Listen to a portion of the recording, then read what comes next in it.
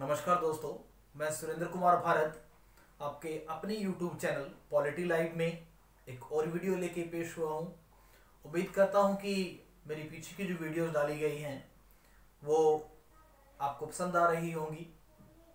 और इसके साथ साथ अगर मैं बात करूँ तो लास्ट का जो चैप्टर था हमारा वो ख़त्म हो चुका है।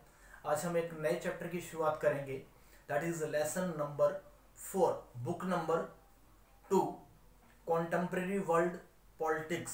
लेसन नंबर जो 3 है, यूएस हेगेमनी, वो आपके सिलेबस में इस साल नहीं है, बिकॉज जो सीबीएसई है उसने कुछ सिलेबस में चेंजेस किए हैं। सिर्फ पॉलिटिकल साइंस के ही नहीं, दूसरे जो विषय हैं उनमें भी चेंजेस किए हैं। बट पॉलिटिकल साइंस की अगर बात करूँ तो बहुत सारे चेंजेस अब की बार हमारे सिलेबस में देखने को मिलेगा। और जो भी नए अपडेटेड जो टॉपिक्स हैं वो भी मैं आपको टीच करूँगा। तो उसके लिए आपको कोई दूसरी बुक परचेज करने की ज़रूरत नहीं है, क्योंकि अभी तक मार्केट में अपडेटेड जो बुक्स है वो कोई भी नहीं आई है। लेसन नंबर जो 3 है वो आपके सिलेबस में नहीं है, यूएस हेगेमनी। सो हम उस चैप्टर को नहीं करेंगे। और उससे नेक्स्ट जो चैप्टर है, lesson number 4, alternative centres of power, means जो पूरी दुनिया है उसके अंदर अगर हम बात करें अलग ग्रुप्स की, तो सेकेंड वर्ल्ड वॉर के बाद पूरी दुनिया में 2 ग्रुप थे। One is American group and second one is Russian group.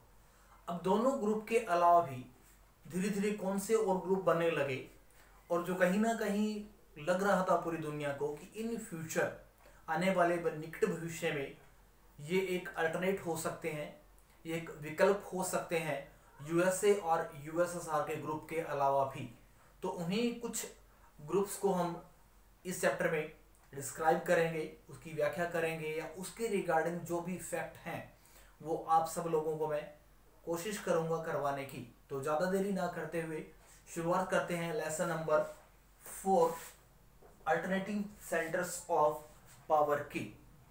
देखिए, अगर मैं बात करूं वर्ल्ड वॉर सेकंड की, 1945 की, तो 1945 के बाद ही जो कोल्ड वॉर था उसकी शुरुआत हो गई थी। और उसके साथ साथ ही अमेरिका और रशिया के बीच जो रिलेशन थे वो डे टू डे बदलते जा रहे थे, हार्ड होते जा रहे थे। उनके बीच जो भी सॉफ्ट एरियाज थे वो कन्वर्ट होने लगे इनटू हार्ड एरियाज। सो दुनिया की कुछ कंट्रीज को ऐसा लगा कि उन्हें ज़्यादा बेनिफिट नहीं हो रहा है कोल्ड वॉर के चलते, क्यों ना वो अपने नियर बाई की जो कंट्रीज हैं उनके साथ टाई अप करें, उनके साथ ट्रेड प्रमोट करना शुरू करें, और उनके साथ मिलके अपना एक लोकल जो ग्रुप है उसे डेवलप करें। एक लोकल ग्रुप्स के साथ कुछ ट्रीटीज की जाए, कुछ समझौते किए जाएं, सो वो अपनी इकोनॉमी को प्रमोट कर सकें, बूस्ट अप कर सके। ऐसा ही दिखाई दिया कुछ यूरोपियन जो कंट्रीज थी उनके बीच। पहला हम पढ़ेंगे अल्टरनेटिव सेंटर्स ऑफ पावर में, पहला जो टॉपिक है यूरोपियन यूनियन। इस चैप्टर में 3 ऐसे अल्टरनेटिव सेंटर्स की बात की गई है और तीनों ही बहुत इंपॉर्टेंट हैं। तीनों में से हर बार एग्जाम में 6 मार्क्स के लिए एक क्वेश्चन हर बार आता है। चाहे हम बात करें अल्टरनेटिव सेंटर्स ऑफ पावर में आसियान की, चाहे हम बात करें यूरोपियन यूनियन की, या फिर हम बात करें चाइनीज इकोनॉमी की या चाइना की। इन तीनों क्वेश्चन में से हर बार एक क्वेश्चन आपके फाइनल एग्जाम में हमेशा पूछा जाता है, और इस साल भी आप मान के चलें कि इसमें से एक क्वेश्चन पक्का आने वाला है। तो जैसे सेकेंड वर्ल्ड वॉर हुआ, after the second world war and European leader thinking about their strategy, about their system, which one is adopt by the European government, old method और द न्यू मेथड। अब देखिए, second world war के बाद में European जो leader थे, Europe की जो कंट्रीज थी उनके जो लीडर थे, उनका ऐसा मानना था कि अब उनके सामने जो भी विकल्प हैं, जैसा कि कोल्ड वॉर चल रहा था, उसको देखते हुए क्या वो ओल्ड जो सिस्टम है उसको अडॉप्ट करें। ओल्ड सिस्टम का मतलब होता है कि जिन देशों के साथ उनकी दुश्मनी थी, जिन देशों के साथ उनके हमेशा एनिमीज के रिलेशन रहे, क्या उन्हीं रिलेशन को वो आगे बढ़ाएं, या फिर अब टाइम के अकॉर्डिंग जैसा जैसा चेंज हो रहा था उसके अकॉर्डिंग कुछ नए जो एस्पेक्ट्स थे, कुछ नई जो पॉलिसी थी उनको अडॉप्ट किया जाए। और इसी को देखते हुए उन्होंने क्या किया, जो ओल्ड सिस्टम था उसको उन्होंने अडॉप्ट नहीं किया।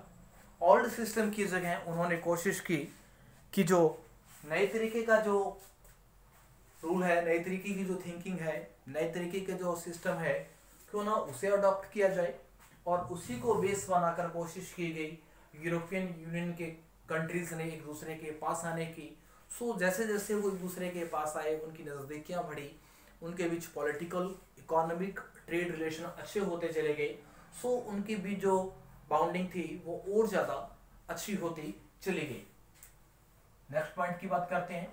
In 1945, the European states, comforted in the ruins of their economic and the destructions, Europe had been founded। अभी कहते हैं कि 1945 के बाद, सीधा सा अगर मैं इसकी मीनिंग की बात करूं तो after the second world war European जो स्टेट थे उनकी जो इकोनॉमी थी वो धीरे धीरे खत्म होती जा रही थी, उनकी इकोनॉमी डिस्ट्रॉय होती जा रही थी।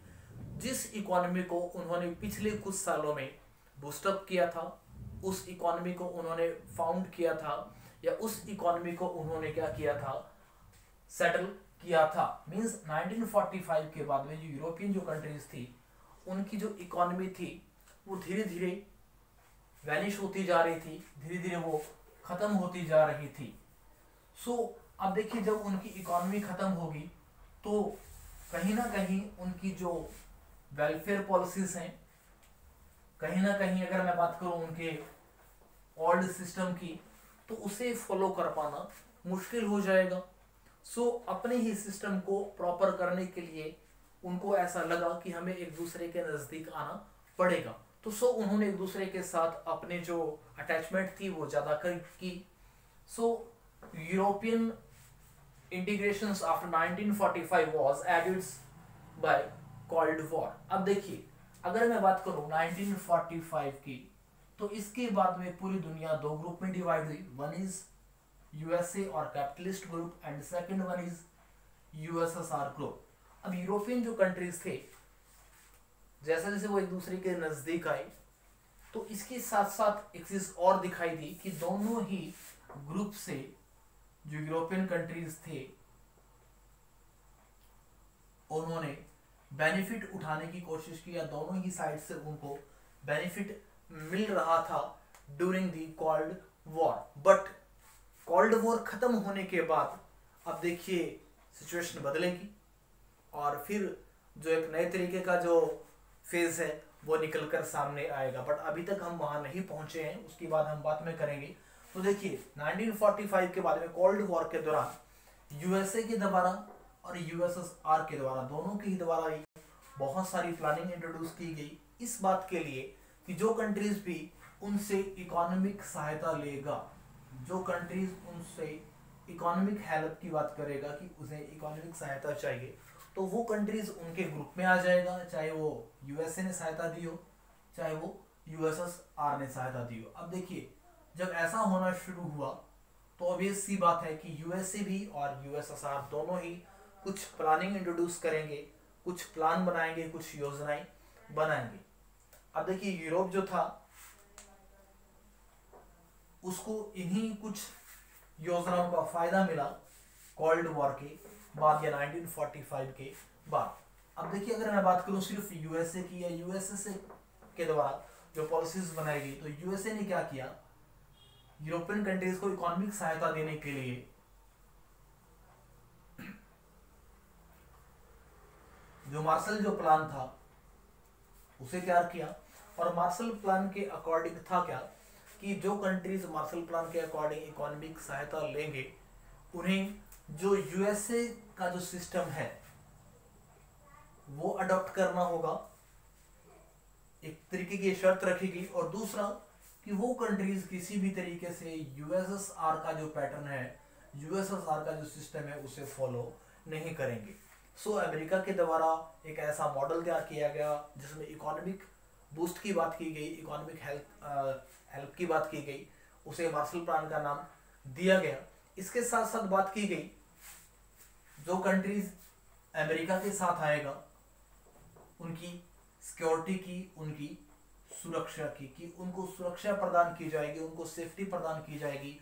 सो अमेरिका के द्वारा जो नाटो जो ग्रुप था उसको स्टैब्लिश किया गया 4 अप्रैल 1949 में। डेट भी आपको याद रखनी है, ईयर भी आपको याद रखना है। मीन्स 4 अप्रैल 1949 में it is founded by the America. अब नाटो जो बना उसमें एक कॉमन रूल को फॉलो किया गया, that is collective security. NATO जब बना तो इसमें स्टार्टिंग में 12 देश थे और माना गया कि अगर एक देश पे अटैक होता है, 12 में से किसी एक पे अटैक होगा तो ये मान लिया जाएगा कि अटैक एक पे नहीं हुआ है, 12 के 12 देशों पे हुआ है। सो ये 12 के 12 देश कोलेक्टिवली रिस्पॉन्स करेंगे। मान लीजिए कि मैं अगर यहाँ बात करूं कि एक ए पर्सन है और एक बी है, बी है उनका एक ग्रुप है जिसमें 12 देश हैं। अब ए ने इनमें से किसी एक पे अटैक किया और इन 12 लोगों ने एक एग्रीमेंट कर रखा था कि भाई हम पे एक पे भी अटैक होता है तो हम ऐसा मानेंगे सब पे अटैक किया गया है। सो अब ये 12 के 12 कंट्रीज हैं, वो रिस्पॉन्स देंगे। रिस्पॉन्स में क्या करेंगे, इन सब की जो आर्मी होगी वो कंबाइंड होगी, ये अपने आर्म्स और ये अपनी आर्मी को इकट्ठा करके अटैक करेंगे किसके ऊपर, ए के ऊपर। ऐसा ही माना गया। सो अमेरिका ने कहा कि जो कंट्रीज भी हमारी योजनाओं में या जो कंट्रीज भी हमारे साथ हमारे ग्रुप में आएगा उसे कलेक्टिव सिक्योरिटी का भी जो बेनिफिट है वो दिया जाएगा। अमेरिका उसकी हर संभव सहायता करेगा। नेक्स्ट की अगर बात करें कि अंडर दी मार्शल प्लान्स की अगर बात करें तो मार्शल प्लान का क्या बेनिफिट दिखाई दिया। So under the Marshall Plan Organisation of European Economic Cooperation in 1948।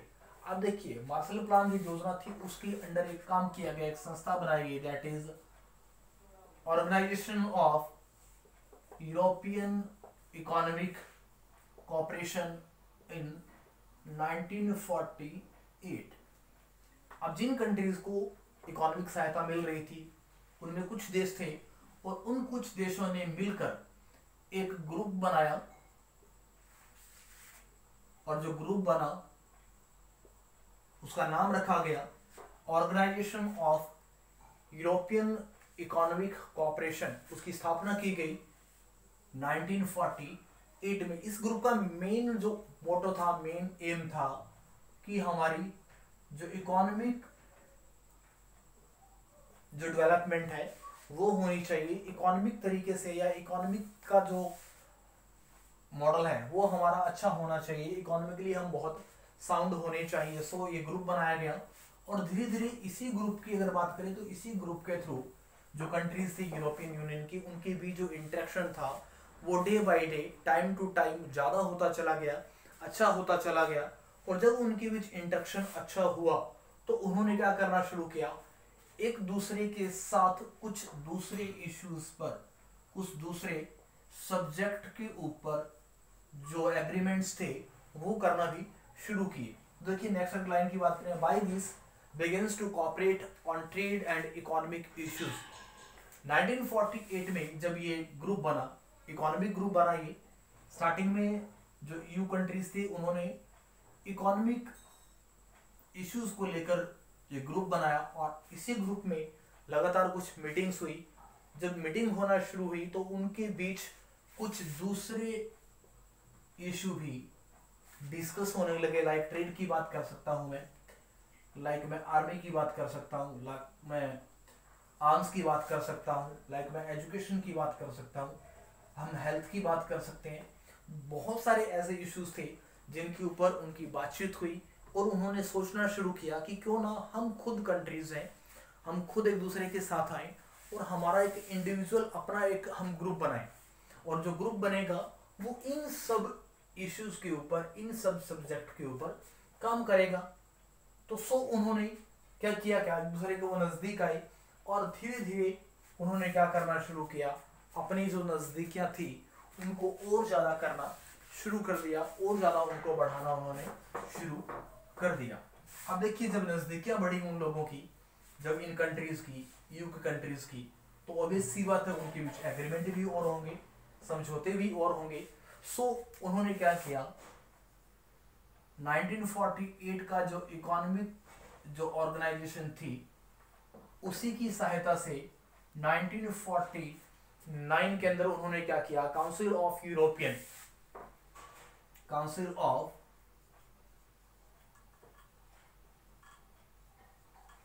जो यूरोपियन थी उसकी स्थापना की, उसको बनाया। और इस काउंसिल को जब बनाया गया, काउंसिल ऑफ यूरोपियन को इसे बनाया गया पॉलिटिकल कोऑपरेशन को लेकर, पॉलिटिकल इश्यूज को लेकर, कि इन कंट्रीज के बीच, जो कंट्रीज भी जिन्होंने भी ये इकोनॉमिक ऑर्गेनाइजेशन को बनाया, कि उनके बीच अगर हम काउंसिल ऑफ यूरोपियंस की बात करें तो वो इसलिए बना कि उनके बीच जो भी पॉलिटिकल जो इश्यूज हैं, राजनीतिक जो भी मुद्दे हैं, उनको लेकर बातचीत की जाएगी, उनको समझाया जाएगा। मीन्स की कंट्रीज के बीच जो डिप्लोमेटिक डील है वो की जाएगी, बातचीत की जाएगी, समझौते किए जाएंगे, एग्रीमेंट्स किए जाएंगे और कोशिश की जाएगी एक दूसरे के साथ अच्छे से अच्छे रिलेशन को प्रमोट करने की। नेक्स्ट की अगर बात करें, for economic integration European economic community in 1957। जब देखिए 1948 में उनका इकोनॉमिक यूरोपियन ऑर्गेनाइजेशन बनी, 1949 में उनकी काउंसिल ऑफ यूरोपियन यूनियन बनी। अब ये तो थी इकोनॉमिक इश्यूज को लेकर और ये थी पॉलिटिकल इश्यूज को लेकर। अब उन्हें लगा कि इसके लिए कुछ खास एफर्ट्स करने की जरूरत है। धीरे धीरे उन्हें ऐसा महसूस हो रहा था कि उनकी जो इकोनॉमिक कंडीशन है उसे हमें और इम्प्रूव करने की जरूरत है। जैसे जैसे ये एक दूसरे के साथ होते चले गए, इनकी इकोनॉमी क्या होना शुरू हुई, बड़ी होना शुरू हुई। मीन्स कि जब कंट्री एक दूसरे के साथ आएंगे तो ट्रेड भी बढ़ेगा उनका, जब ट्रेड बढ़ेगा तो उनकी इकोनॉमी जो थी वो धीरे धीरे लार्ज होती चलेगी। जब इकोनॉमी लार्ज होती है तो ऑब्वियस सी बात है उसके रिगार्डिंग जो सब्जेक्ट होते हैं या जो इश्यूज होते हैं वो भी बढ़ेंगे। तो अब उन्होंने क्या किया, धीरे धीरे एक नया ग्रुप बनाया। कब, 1957 में। और ये ग्रुप बनाया गया स्पेशली, या इसका नाम दिया गया यूरोपियन इकोनॉमिक कम्युनिटी, EECB बोला जाता है इसको, यूरोपियन इकोनॉमिक कम्युनिटी। मीन्स एक स्पेशल कम्युनिटी बनाएगी, एक ग्रुप बनाएगा स्पेशली, जो स्पेशली काम करेगा सिर्फ किसके ऊपर, इकोनॉमिक इश्यूज के ऊपर। और यही इकोनॉमिक इश्यू है, इसमें डिस्कस किया जाएगा कि ट्रेड क्या होगा, ट्रेड के पॉलिसीज क्या होगी, टैक्स कितना लगाया जाएगा, किस कंट्री से कौन सी चीज प्रोड्यूस की जाएगी, उसके लिए मार्केट कहाँ बनेगी, इंटरनेशनल मार्केट कौन सी होगी। ये सारी चीजें डिस्कस की गई एक यूरोपियन इकोनॉमिक कम्युनिटी के अंदर। अब देखिए धीरे धीरे उनके एफर्ट्स बढ़ते चले गए, यूरोपियन कंट्रीज एक दूसरे के नजदीक आते चले गए। जैसे जैसे यूरोपियन कंट्री या यूरोपियन यूनियन के कंट्रीज एक दूसरे के नजदीक आ रहे थे, वैसे वैसे ही जो कोल्ड वॉर था वो अपनी पीक पे जा रहा था जैसे जैसे। अब देखिए इसकी डेवलपमेंट हो रही थी और उनके बीच जो कॉन्फ्लिक्ट था वो लगातार हाई होता जा रहा था। सो कोल्ड वॉर अपने पीक के आसपास था। 1960 की बात करें या 1970 की बात करें तो धीरे धीरे अब इनके बीच जो क्लैश था, जो टेंशन थी, वो एक टाइम पे वो भी खत्म होनी थी। सो 1991 में जो कोल्ड वॉर था उसका एंड हुआ और यूएसएसआर था उसका खात्मा हुआ। वो लगभग 15 कंट्रीज के बीच ब्रोकडाउन हुआ उसका। और जैसे ही यूएसएसआर टूटने के बाद ईयू के जो कंट्रीज थे या यूरोपियन जो कंट्रीज थे उनको ऐसा लगा कि अब उन्हें अपनी जो इकोनॉमी है उसे बहुत फास्ट करने की जरूरत है, एक फास्ट ट्रैक पे लाने की जरूरत है। तो लगातार उनके बीच जो मीटिंग्स थी वो होना शुरू हुई, समिट्स हुई। और इन्हीं समिट्स के दौरान 1990 1992 में, जस्ट आफ्टर दी 1 ईयर 1991 में जो यूएसएसआर था वो डिसइंटीग्रेट हुआ, वो टूटा कितने 15 पीसेस में। और इसके जस्ट नेक्स्ट ही ईयर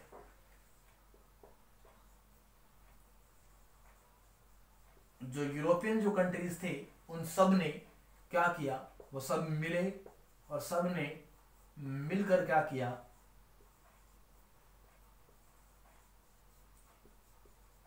एक यूरोपियन यूनियन नाम का एक ऑर्गेनाइजेशन स्थापित किया, या European union founded in 1992 by the European countries. अब देखिए जैसे ही कोल्ड वॉर खत्म हुआ तो उन्हें पता था कि अब उन्हें जो यूएसएसआर है उस साइड से कोई सहायता नहीं मिलने वाली, सो उन्हें खुद की डेवलपमेंट के लिए कुछ एफर्ट्स करने पड़ेंगे और ये एफर्ट्स उन्हें पहले से कहीं ज्यादा करने पड़ेंगे। अब देखिए जो उन्होंने बनाया, मींस यूरोपियन यूनियन को मैं यहाँ पे सिर्फ ईयू लिखूंगा, यूरोपियन यूनियन बनाया गया, उसके लिए क्या एम रखे गए, कौन कौन से ऐसे बातें थी जिनके ऊपर यूरोपियन यूनियन काम करने वाला था। तो सबसे पहले उन्होंने क्या किया, जो फॉरेन पॉलिसी थी उस पर उन्होंने काम करना शुरू किया कि हमारा जो ग्रुप है वो किन इश्यूज को लेकर, किन सब्जेक्ट्स को लेकर एक दूसरे के साथ पॉलिसी बनाएगा, या कौन से ऐसे नियम होंगे, कौन से ऐसे रूल्स होंगे जिनको ये कंट्रीज क्या करेंगे, फॉलो करेंगे। इसके साथ साथ उन्होंने बात की कि अगर हमें रूल फॉलो करने हैं तो हमें एक दूसरे को कोऑपरेट भी करना होगा। सो उन्होंने कोऑपरेशन की बात की, सो उन्होंने सहयोग की बात की कि हम अगर सहयोग नहीं करेंगे, हम अगर कोऑपरेट नहीं करेंगे तो हमारी इकोनॉमिक ग्रोथ या हमारा ट्रेड या हमारी डेवलपमेंट नहीं हो पाएगी। सो हमें जो कोऑपरेशन है वो भी करना होगा। इसके साथ साथ बात की गई जस्टिस की, न्याय की, जो हमारे ग्रुप है, जो हमारा ग्रुप है उसमें अगर कोई भी कॉन्फ्लिक्ट होता है तो कॉन्फ्लिक्ट को सुलझाया जाएगा और किसी के साथ भी कोई भी अनइक्वालिटीज नहीं की जाएगी, कोई भी भेदभाव नहीं किया जाएगा। कोशिश की जाएगी कि सब लोगों को या सब ग्रुप्स के अंदर जितने भी लोग हैं उनको न्याय मिले। इसके साथ साथ उन्होंने बात की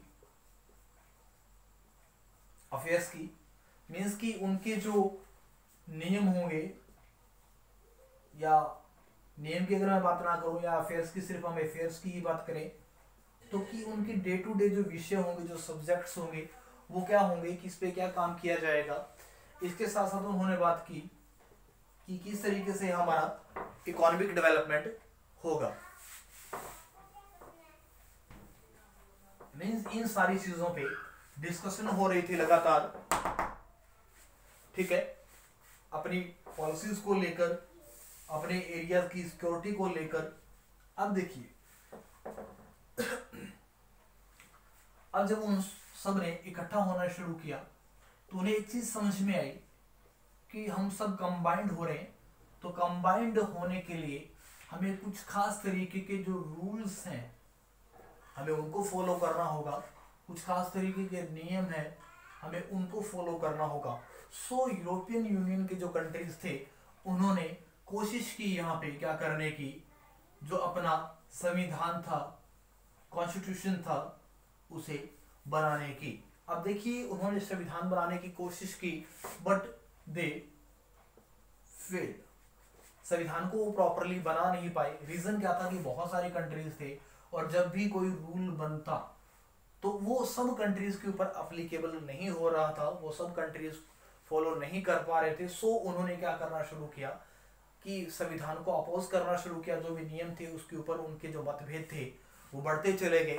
सो उन्होंने संविधान जो भी उन्होंने बनाने की कोशिश की उसे वो फेल रहे, बट उन्होंने कुछ ऐसी चीजें थी जिनको उन्होंने अडॉप्ट किया। चाहे हम बात करें उनके नेशनल फ्लैग की बात करें, उन्होंने अपना एक नेशनल फ्लैग उन्होंने अडॉप्ट किया।